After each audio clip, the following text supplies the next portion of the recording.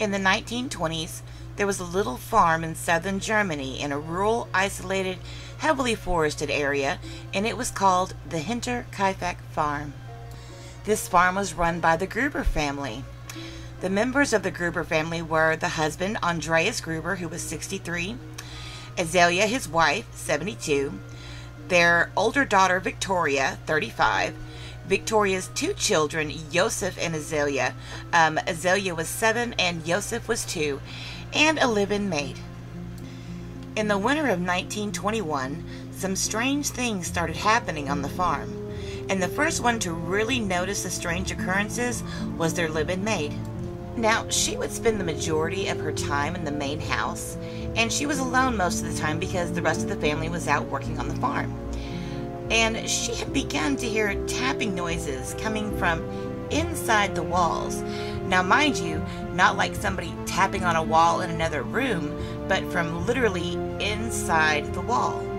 She then began to hear both disembodied voices and footsteps coming from the attic, even though she knew for a fact she was alone in the home. It startled her, and so she ran and told her boss Andreas what she had heard. Andreas, both confused and concerned, went up to check in the attic and found it to be completely empty.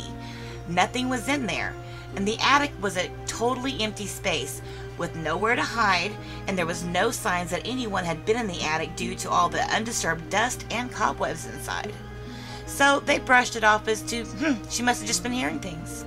Over the course of several weeks, the maid kept claiming she was hearing voices and footsteps in the attic and the knocking from inside the walls. Every time she heard this, she would run and tell Andreas, and every time he was frustrated, but he would go up and he would check the attic and still found nothing.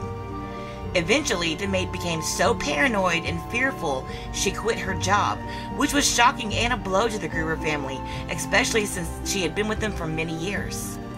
After she quits, the Gruber family began looking for a replacement live-in maid, and over the following 6 months, they still hadn't found a replacement maid, and it has caused an increased workload for each of the family members.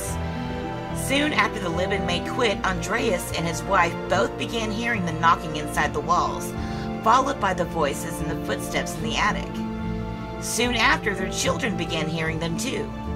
The family began to actively investigate the sounds, and they started checking the entire property, but they never found anything. They are all paranoid and becoming more and more stressed, and soon the activity intensifies from just footsteps, voices, and tapping to things started coming up missing, most notably a set of house keys. Once the keys went missing, the family became more paranoid and fearful that someone could be hiding on their property. One day, the little girl Azalea went missing. The whole family was in a panic trying to find her. They searched the entire farm and didn't find her, so they took to searching the forest behind their property. They finally found her in the middle of the forest, and she had no idea how she got there. All she remembers was falling asleep in her bed. When they bring Azalea back into the house, sitting on their table is a newspaper. It is one newspaper that the family had never seen before, nor had subscribed to. And even weirder than that, no one in the small little province that they lived in had that newspaper. And they honestly began to feel that yes, somebody has to be in their house. And they did an entire sweep of the property yet again, and yet again came up empty-handed. A few days after young Azalea went missing, they noticed that someone had tried to break into their tool shed.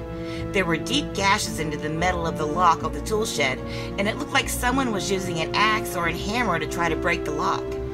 Now, in the spring of 1922, early March, Andreas wakes up early, and there had been a huge snowstorm in the middle of the night. He goes and opens the back door of his house, and he can clearly see there are footsteps in the snow coming from the forest, and they end right at his back door. There were no return footprints, so he comes to the chilling realization that whoever walked up to the house from the forest has got to be inside the house. He shuts the door and locks it, and immediately goes and wakes up everyone in the house and asks each of them if they had gone outside, but everyone has been asleep the whole time. At this point, Andreas is in a panic.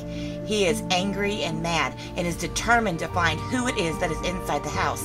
So he goes room to room, searches everything. He's yelling and screaming, tearing things apart, moving things around, looking under beds, cabinets, anywhere he can look.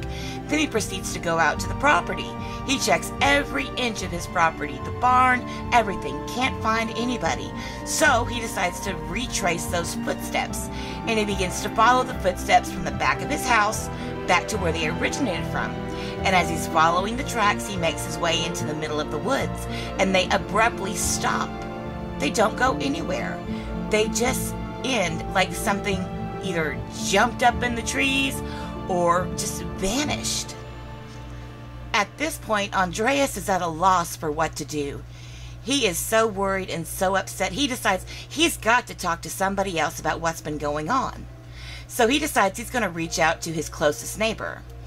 His closest neighbor is a man named Laurent Schlittenbauer, who also has a farm. And he goes over there and lets him know what's been happening on their property. Lorenz listens intently to what he says, and he doesn't question, but he doesn't know what to tell Andreas either. So he offers to let Andreas borrow several rifles to protect his property. And Andreas has never been a man who likes guns, and he politely declines, but decides, he's not going to let this get the better of him. He's going to go back to his property and going to work the farm just like he's always done, and hopefully these things will just stop happening. In hindsight, Andreas should have probably accepted Lorenz's offer to take the weapons. For the next 2 weeks, everything sat quietly at the farm. Nothing else was happening, so Andreas began to go about life as usual. And around the 28th of March, he got great news. He was finally able to hire a new live-in maid, and she was set to arrive on their property at the Hinterkaifeck Farm on March 31st, 1922. The Gruber family was simply ecstatic. They could not wait to have the help. And on the morning of March 31st, the new live-in maid, named Maria Baumgartner, arrived at the Hinterkaifeck Farm. Unfortunately, the same day that she arrives is the same day a big tragedy would happen. Now, here's where the details get a little bit sketchy, so I'm going to relate to you what I'm understanding. So apparently that day after the new maid arrives, the Gruber family goes about their business, tending the farm and taking care of things. Now, how the story goes is, one by one, Andreas, Azalea, his wife, his daughter Victoria, and Victoria's little daughter Azalea are each lured into the barn, one by one, and each are struck over the head with a mattock. A mattock is like a pickaxe that is used. It's a very sharp tool, and interestingly enough, this pickaxe the mattock was actually made by Andreas himself. But each one is struck over the head and killed. Their bodies then dragged to the corner of the barn and covered up with hay. One by one, each of them were lured into the barn, and as soon as they walk in, they were struck over the head and killed. Now, the new live-in maid Maria and little Joseph were inside the house at the time that this happened, and the little Joseph was sleeping and Maria was tending to the property. Whoever it was that just slaughtered the entire family in the barn went inside and continued to kill both Maria and little Joseph. It would be 4 days later until the bodies were discovered. After a few days, people began to notice that no one from the Gruber family had been seen in a while. So Lorenz, their neighbor, decided to go and check on them. And that's when the bodies were discovered. They discovered the bodies in the barn first, and once police arrived on the scene, they entered the home, and that's where they found the 2 remaining bodies. Now, I do have the autopsy reports that I want to read with you. They are disturbing, to say the least. Little Azalea, the 7-year-old, her lower jaw was shattered. She had a cervical injury due to shock, severe head injuries. Her skull was smashed with several blows, and her neck revealed a wide, gaping, transverse wound. On the right side of her face was a circular wound. Her face was smeared with blood, In her cramped right hand fingers were pieces of hair. She was so scared, is what they say, that she was pulling her hair out. Now, Azalea Gruber, the wife of Andreas, had bruising near the right eye, 7 blows to her head, 1 in a triangular shape, signs of strangulation, and her skull was cracked open. Victoria, she had 9 star-shaped wounds to her head, strangulation marks on her neck, the right side of her face was smashed with a blunt object, a small round injury of a pointed tool on the upper skull, and a smashed skull. Maria Baumgartner was killed with cross-wire blows to the head, face crusted with blood, 1 head wound was 4 centimeters deep, and a blood-encrusted probably resulted from a sharp hoe. Joseph Gruber was killed with a heavy blow in the face. Top of the bassinet stroller was destroyed. And Andreas Gruber, husband of Azalea Gruber, the right half of his face was smashed, cheekbones protruding, flesh seems to be shredded, face cracked with blood. But that's not all. Each and every one of their heads had been severed from their bodies. All these descriptions are awful, but it honestly looks like Victoria and her mother received the most attacks on their heads. Also, they seem to be the only ones with signs of strangulation on their necks. Now, even more disturbing than just these murders is what happened in those couple of days after the murders.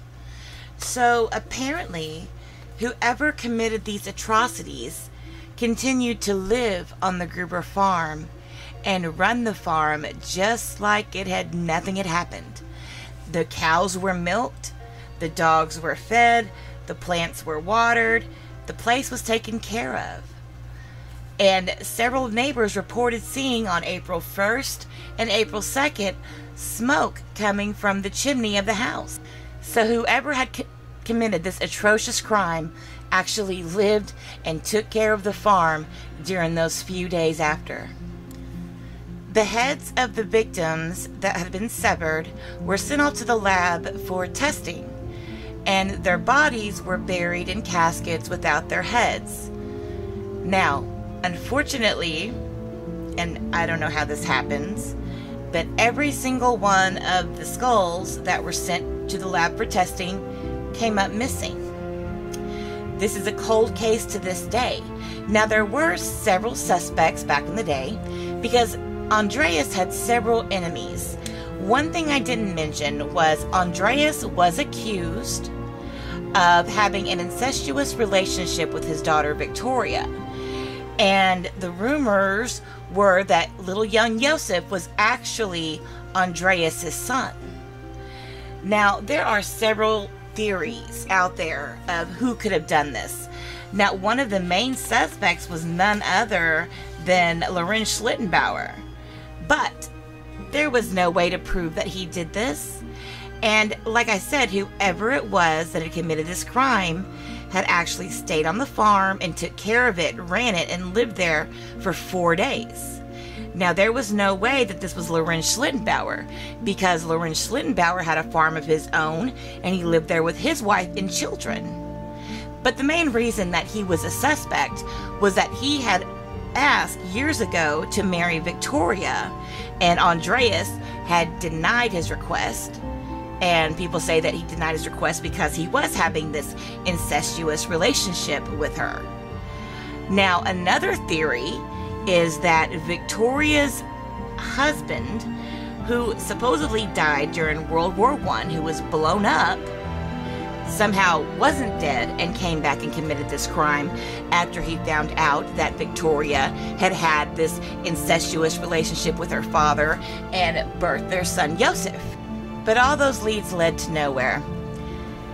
The actual farm was torn down in 1923, and in 1925 is when they actually discovered the murder weapon in the middle of a field. All that remains now where the farm stands is a mural that was put up, a little vigil for the family. And to this day, it stays an unsolved mystery. And that is the tale of the Hinterkaifeck Farm murders. I'm going to include some links to some articles below that you can read up if you are interested in doing so.